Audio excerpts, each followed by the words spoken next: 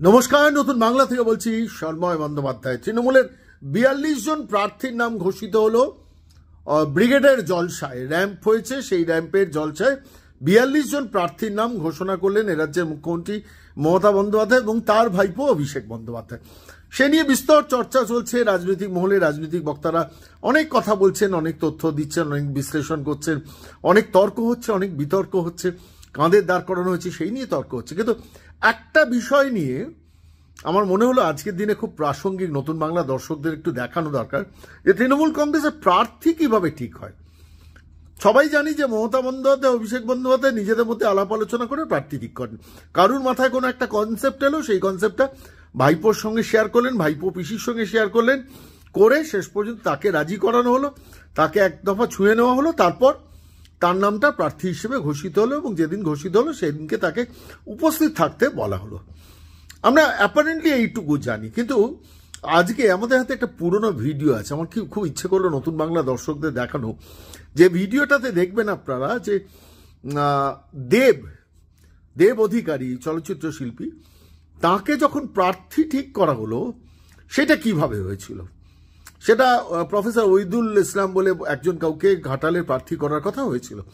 পরবর্তীকালে খবর এলো যে তিনি নাকি ফেক অধ্যাপক, অরিজিনাল অধ্যাপক নন। এই জাতীয় কোনো খবর মমতা বন্দ্যোপাধ্যায় দপ্তরে পৌঁছল। তারপর একটি অনুষ্ঠান বাড়িতে দেবের সঙ্গে দেখা এই রাজ্যের মুখ্যমন্ত্রী মমতা বন্দ্যোপাধ্যায়। সেখানে আচমকা পাকড়াও করে দেবকে রাজি করালেন, তোমাকে প্রার্থী হতে হবে। দেব রাজি হননি। দেব বলছেন, আমার হাতে 30 থেকে 35টা ফিল্ম রয়েছে, প্রডিউসাররা ঘুরছে, আমি কি করে প্রার্থী হব? আমি হলে তো আমি 5 মিনিটও সময় দিতে পারবো না। তখন রাজ্যের মুখ্যমন্ত্রী বলছেন, ও কোনো ব্যাপার নয়, আমরা এরকম অনেককে করেছি, কোনো ব্যাপার নয়, তুমি হও, তোমাকে মাসে একবার যেতে হবে, 5 মিনিট গিয়ে একটুখানি দেখা করে চলে আসবে, মাসে একদিন গিয়ে দেখা করে নামটা রেজিস্ট্রি করে চলে আসবে, পার্লামেন্টে গিয়ে কাজকর্ম কিছু করতে হয় না। আমি খালি ভাবছিলাম, ভাবুন, একজন সাংসদের পেছনে যখন রাষ্ট্র ব্যবস্থা বা সরকার বা কেন্দ্রীয় সরকার যখন 15 লক্ষ টাকা মাসে খরচা করে, তখন এ রাজ্যের মুখ্যমন্ত্রী সেই এমপি পদটাকে ভাবেন যে মাসে একদিন 5 মিনিটের জন্য গেলেই হবে, একটা ফ্ল্যাট পেয়ে যাবে এবং ওই কনস্টিটিউয়েন্সিতে মাঝে মধ্যে যখন সুযোগ পাবে যাবে, রেগুলার পার্লামেন্ট করার কোনো দরকার নেই। আমি বলছি না, এটা আপনারা হয়তো ভাববেন যে আমি বলছি রাজ্যের মুখ্যমন্ত্রী নাম দিয়ে, তা নয়। খোদ রাজ্যের মন্ত্রিসভা মমতা বন্দ্যোপাধ্যায় দক্ষিণস্থ ফিরহাদ হাকিম একটা স্টিং অপারেশনে তিনি বলছেন এবং যেভাবে বলছেন আপনাদের ভিডিওটা দেখাবো, ভিডিওটা দেখলে বুঝতে পারেন কতটা সিরিয়াসলি বলছেন ফিরহাদ হাকিম মমতা বন্দ্যোপাধ্যায় কিভাবে দেবকে তার ওই ঘাটালের জন্য প্রার্থী হিসেবে ঠিক করেছিল এবং শেষ পর্যন্ত বাধ্য করেছিল দেবকে ঘাটালের প্রার্থী হতে।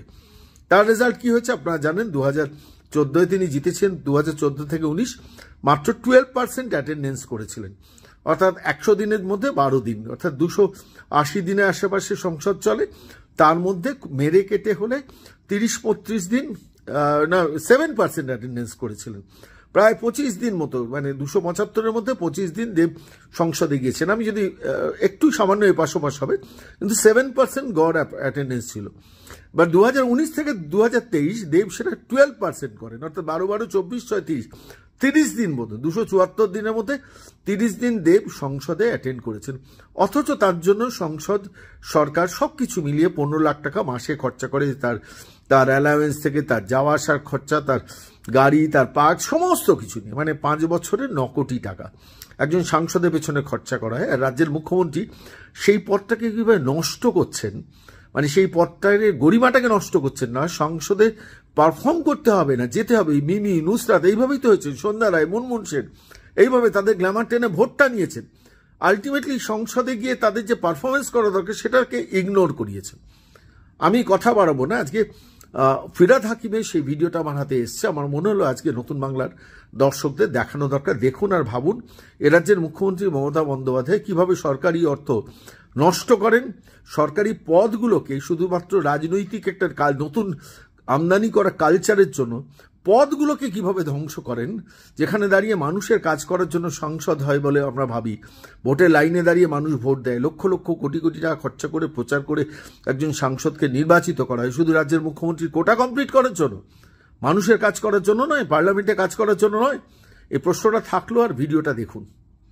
ঠিক করে এইটা ঠিক করে শান্তনুকে সব দেব পেত না, ওখানে একটা ওয়াইদুল বলে একটা ছেলের নাম, ছেলে ওই প্রফেসর নতুন এসে পার্টি করতো না,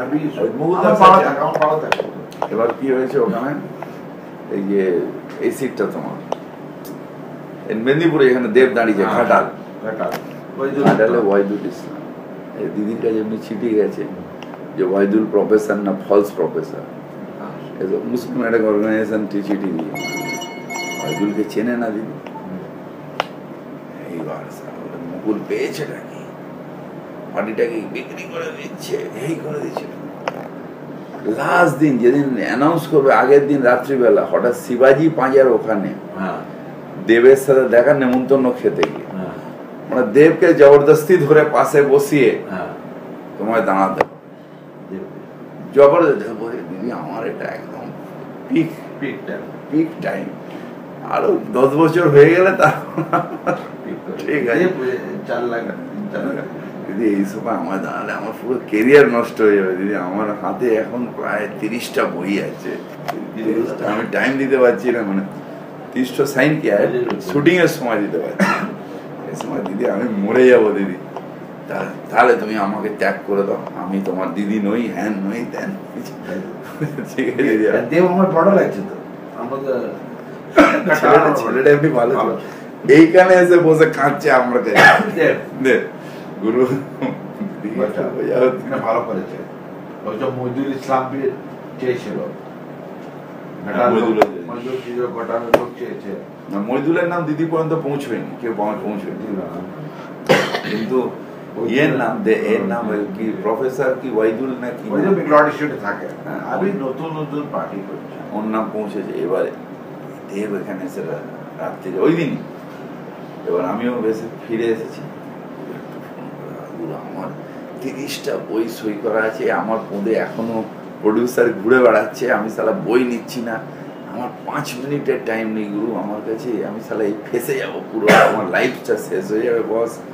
হ্যাঁ দেখো গুরু, মমতা ব্যানার্জি যেমন বলবে না, কেউ বলবে না, কারোর বাপের ক্ষমতা নেই মমতা ব্যানার্জি বলবে, আমি বললে উল্টে মানে, তখন তুমি তো হ্যাঁ বলে, তখন দিদি আমাকে তুমি আমার দিদি বলবে না, তাহলে কাল থেকে বড় চ্যালেঞ্জ করবো, তখন ও বলছে ঠিক আছে তুমি দাঁড়িয়ে যাও, এটা কিছুই না, বড় বড় ফিল্ম আর্টিস্ট আমাদের সুনীল দত্ত পিক টাইমে সবাই করেছে, পার্লামেন্ট এমন কিছু একটা ব্যাপার না,